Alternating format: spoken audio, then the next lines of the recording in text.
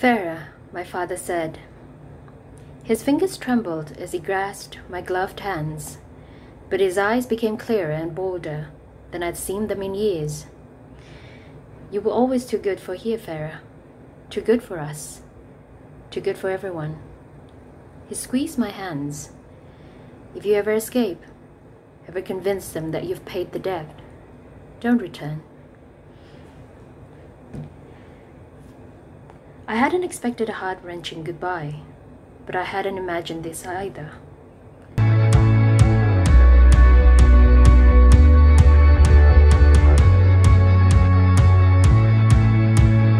Okay, so hi everybody, welcome back to my channel, and this time around we're gonna be talking about ACOTAR, Court of Thorns and Roses by Maas, which is all the hype these days. And yeah, so I basically well, this is my discussion about why I think ACOTAR is actually not a fan fiction of Beauty and the Beast. Maybe it has started as one. I mean, when the author writes it, she has a Beauty and the Beast in mind, but it is a great work in its own right. And yeah, so let's start at the beginning.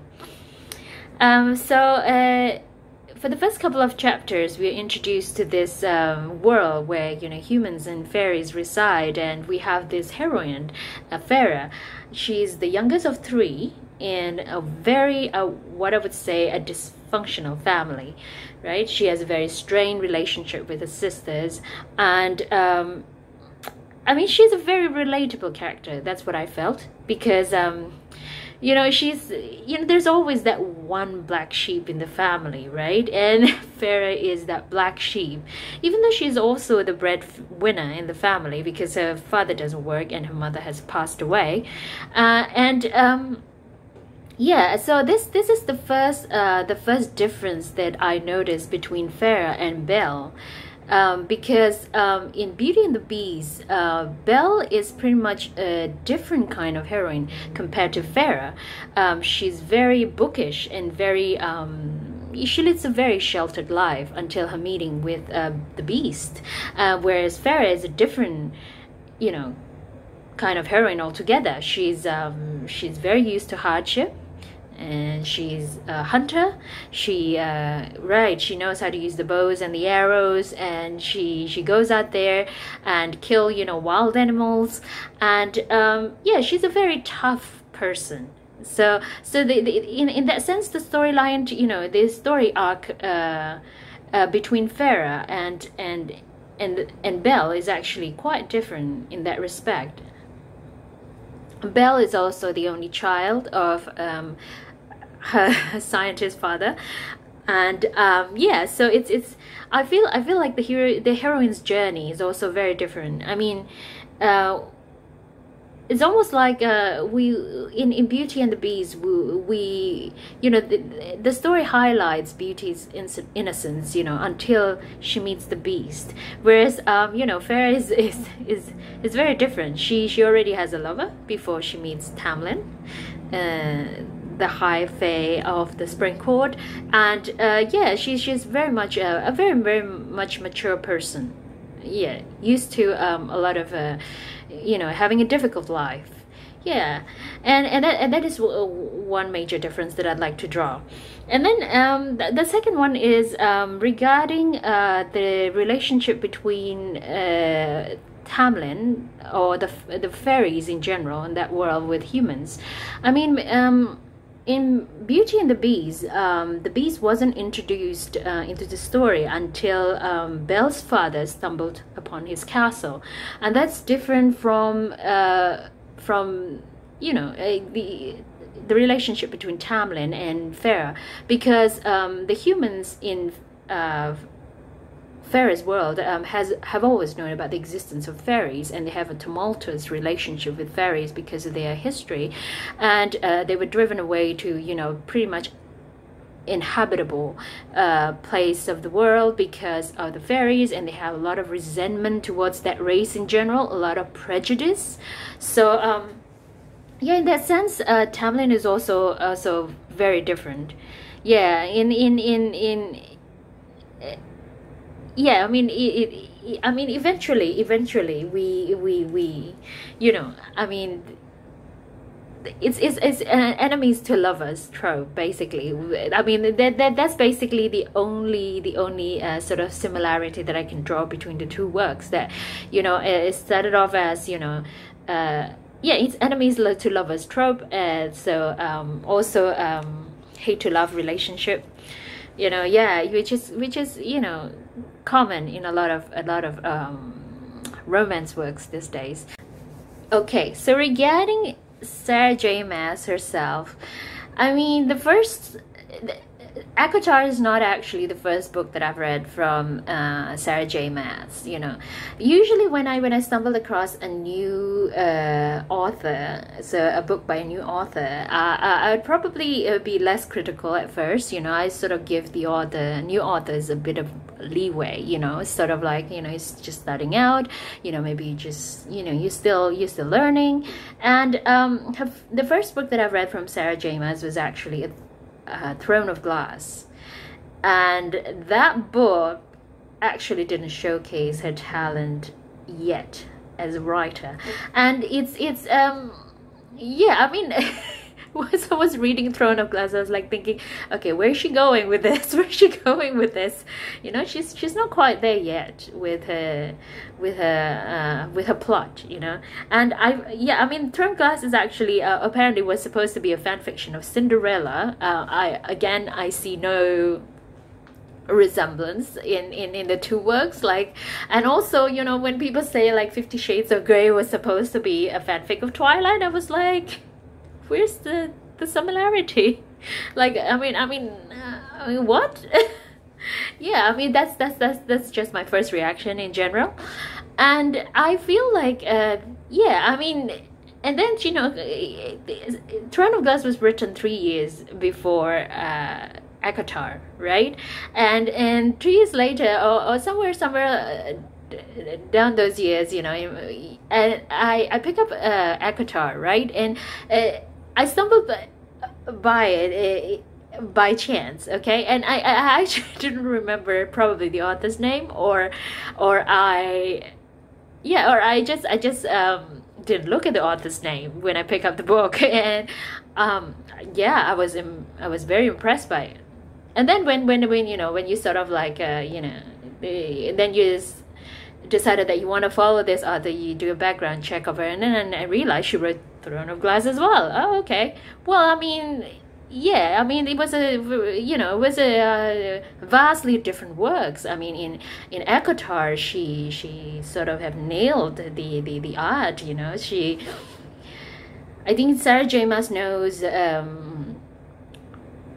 where to, you know, sort of where to place a foreshadowing, and she was a lot better at her crafts, and she knows where to drop hints and clues as to you know, so that it has to make the readers anticipate what's coming next, you know.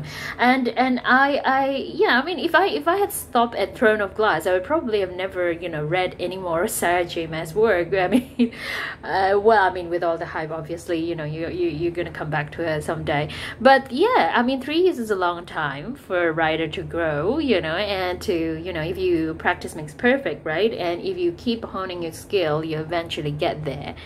And yeah, I actually think that she's very capable of writing very descriptive, very sort of very emotional works. So a lot of people actually like ACOTAR for the love story, right? I mean, it's yeah, I mean, I like the love story. I mean, it's just that I think that it was more than just a love story. I think, especially in the first couple of chapters, when the author actually sets the stage for what is to happen later on, she has drawn a very intricate world, and also highlights the nuances of relationships, you know.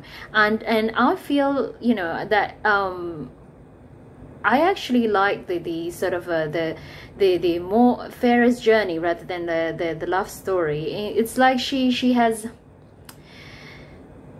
the excerpt that I just read aloud to you just then was actually my favorite part of the book, because you know, Farah is very a very sympathetic heroine, and yeah, it's you feel for her, because she, you know, the reason why she's stuck in, you know, in sort of a her difficult situation was because she's a very conscientious person. I mean, she could have just left her family and, you know, left them to their own device, but she didn't do that, even though they have abused her. So basically it's an abusive relationship.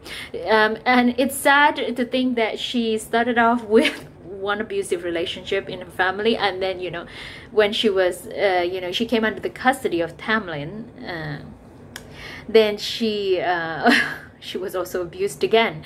And it's yeah, I mean, eventually she came out as the triumphant one at the end of the story, and I guess that is our happily for now or happily ever after that we're looking for in our romance books.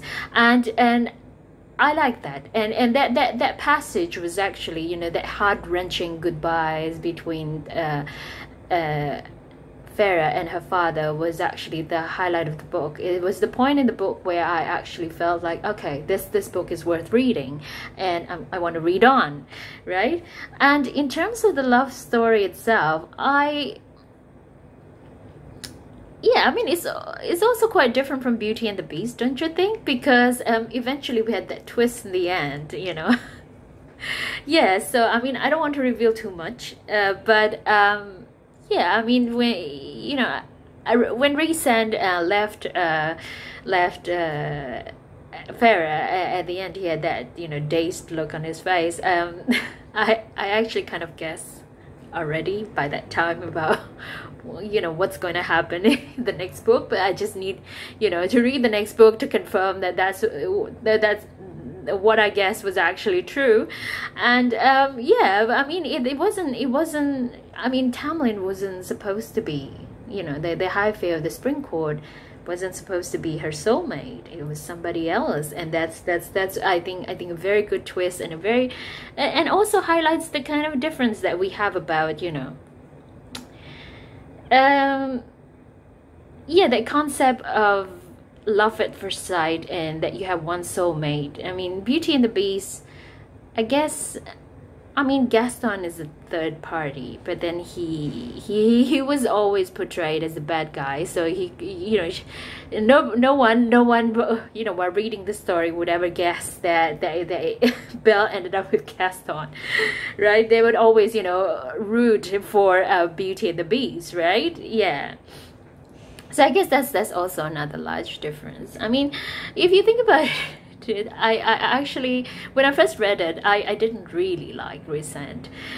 I actually really liked Tamlin, and, you know, at the end of the book I was like, what, really? Okay, yeah, anyway, yeah, I mean, Rhysand is more like the alpha male, you know. He's depicted as the alpha male. He just sort of like, you know, impose his will on you, and he's, you know, all bossy, and he's also somewhat rude, and yeah, a lot of female readers find that attractive. In real life you don't, but I mean, this is book boyfriends, right? So you can always, you know, fantasize and still be okay with it, because there's no consequence in real life. And yeah, I actually kind of liked Tamlin a lot at first, because I thought he was more gentlemanly, and he yeah, he gave her, you know, some privacy and some space, and it's not always on her face all the time like Rhysand. Yeah, but I mean, you know, I haven't actually read SarahJMaas' other works, like Crescent Moon or something like that. Yeah, I'll probably pick it up in the next couple of weeks. Yeah, so until then, this is my analysis of ACOTAR, and yeah, until next video. Okay, see you guys.